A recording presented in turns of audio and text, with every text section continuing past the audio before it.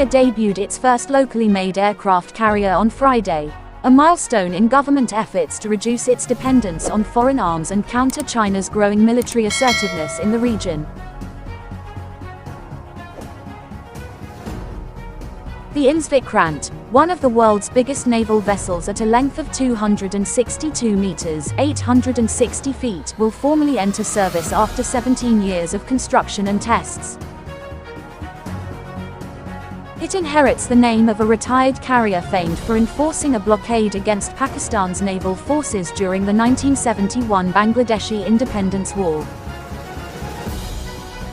Today, Vikrant has filled the country with a new confidence, and has created a new confidence in the country, Prime Minister Narendra Modi said at the ship's commissioning ceremony in southern Kerala state. "We've joined the league of those select nations who can construct such large aircraft carriers at home," he added. Around 1,600 sailors will crew the Vikrant, which will initially service fighter jets redesignated from India's only other aircraft carrier. That vessel was bought second-hand from Russia, which has long been a major arms supplier to New Delhi.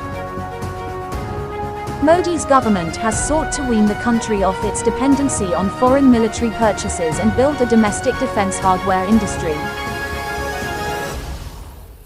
It has invested heavily in local construction, with more than 3 dozen other naval ships and submarines currently being built in the country's shipyards. The outlay comes at a time of increasing concern among military top brass over the strategic challenge posed by China's increasing presence in the Indian Ocean.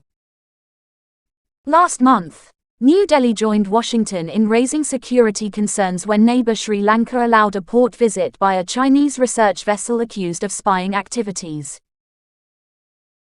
India and the United States are both members of the so-called Quad, a security alliance focused on the Indo-Pacific and aimed at providing a more substantive counterweight to China's rising military and economic power.